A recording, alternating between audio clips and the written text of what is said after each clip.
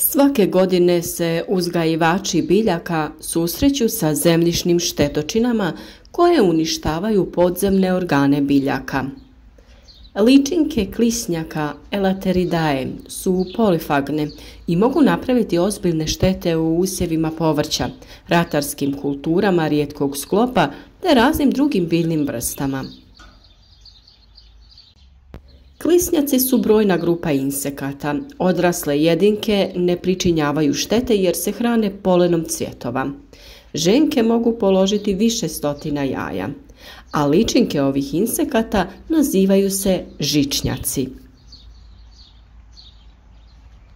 One se razvijaju u zemljištu, dužina tijela im se kreće od 1,5 do 3,5 cm u ovisnosti od vrste klisnjaka. Svojim izgledom podsjećaju na komadić žice. Zbog njihove proždrljivosti stradaju mnoge biljke jer se hrane korijenom i podzemnim organima, zbog čega one zaostaju u rastu, a kada napadnu mlade biljke mogu ih u potpunosti uništiti. Ličinke su češće na težem zbijenom zemljištu koje je obraslo travom ili tamo gdje se obradive površine smjenjuju s livadama. Ne odgovara im rahlo zemljište i ono koje se obrađuje. Prezimljavaju ličinke, a mogu i odrasle jedinke kod pojedinih vrsta. Njihov razvoj traje od 3 do 5 godina. Mlade ličinke čine manje probleme, ali starije mogu izazvati velike štete na gomoljima krompira, mrkvi, repi. Od njih redovno strada i sjeme krastavca, soje i kukuruza. Nedostatak vlage u zemljištu može povećati obujam štete, jer im je neophodna voda koju dobivaju od sočnih podzemnih biljnih organa biljaka. Veliku štetu rade i u nasadima salate. To je najčešća pojava zimi. Izvana može sve da izgleda super, dok samo jedna po jedna ne krenu da venu. Tu često dođe do zabune u donošenju zaključka o uzroku ove pojave.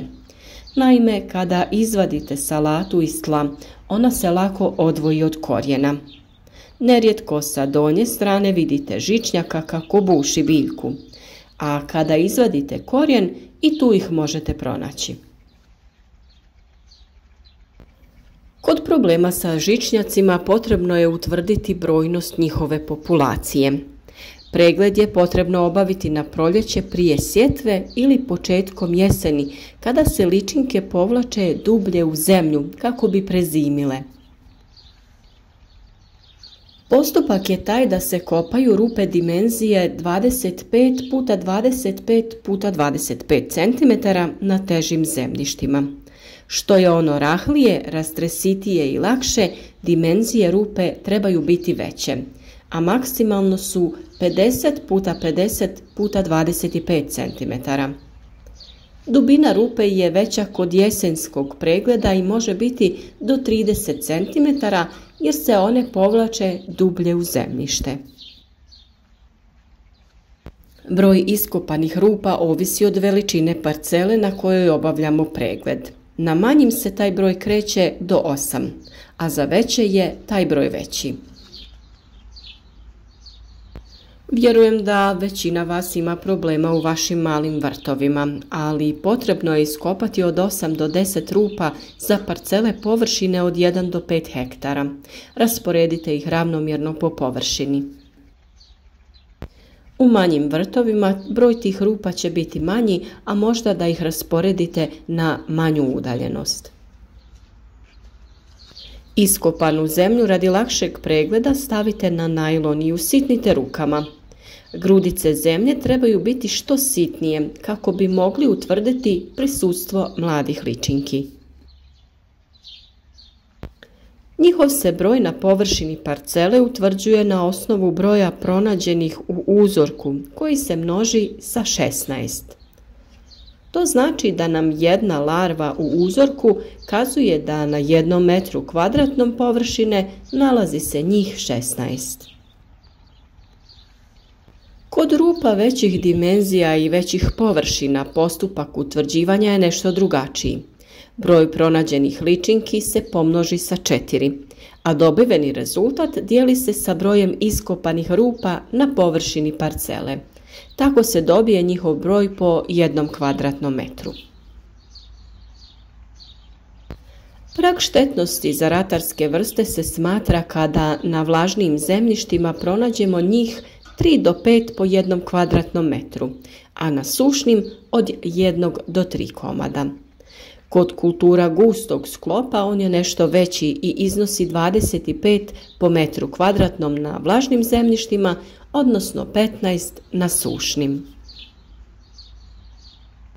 Prema utvrđenom broju poduzimaju se i aktivnosti koje imaju za cilj smanjenje te populacije.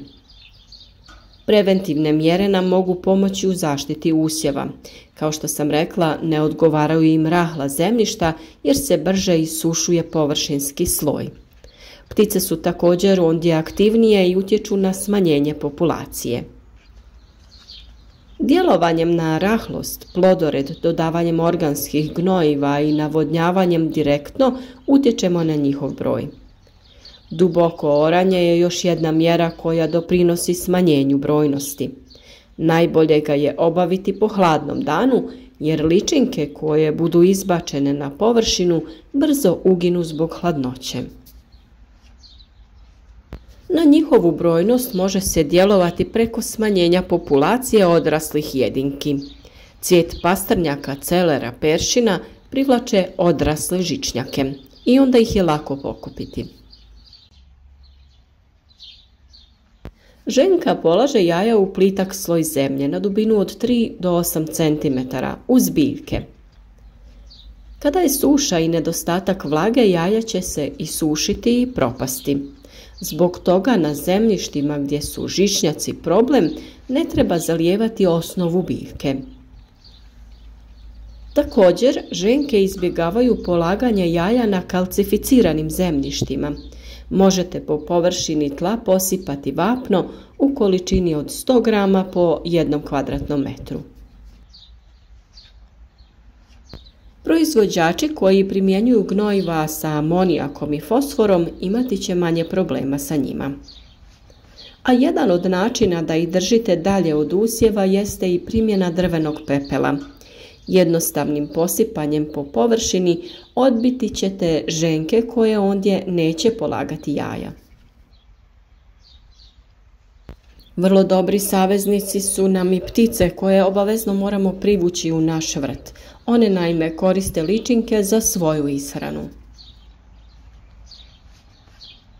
U slučaju kada primijetite ličinke žičnjaka u svom vrtu, izbjegavajte malčiranje zemljišta. Ispod sloja malča je vlažnost povećana i to im odgovara. Iako ono se može iskoristiti i za privlačenje i sakupljanje žičnjaka. Na parceli se ostavljaju gomilice trave ispod kojih se one sakupe i lako ih je pokupiti. Mamci od povrća nam mogu pomoći u suzbijanju ove štetočine. Naime, cikla, krompir i mrkva isjeku se na veće komade i plitko zakopaju u zemlju. Na to mjesto zabodemo grančicu ili neki štapić da označimo gdje nam je mamac. Sljedećeg dana ga iskopamo i pronađene ličinke uništimo. Mamac se može koristiti nekoliko dana sve dok je sočan. Žičnjacima smetaju neugodni mirisi te izbjegavaju površine gdje je posijana gorušica. Zbog toga je ona idealan izbor za zelenu gnojidbu na parcelama gdje su prisutni žičnjaci. Druga biljka koju ne podnose je neven. Dobro je u jesen zaorati sve ostatke nevena, a sljedeće godine na tom mjestu uzgajati krompir. Kod njegove sadnje, pored gomolja, dodati i truli luk, jer ličinke ne podnose ovaj miris. Odrasle jedinke mogu se također hvatati uz pomoć feromonskih klopki. Koncentracija feromona koji privlače insekte je veća nego kod ženke. Hvataju se muške jedinke. U borbi protiv štetočina koriste se i preparati na bazi nematoda, to jest gljivica.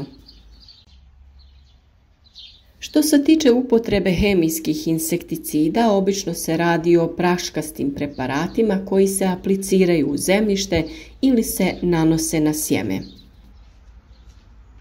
U ovakvim slučajevima vrlo je važno obratiti pozornost na karencu, to je broj dana koji mora proći kako bi se biljke mogle slobodno konzumirati.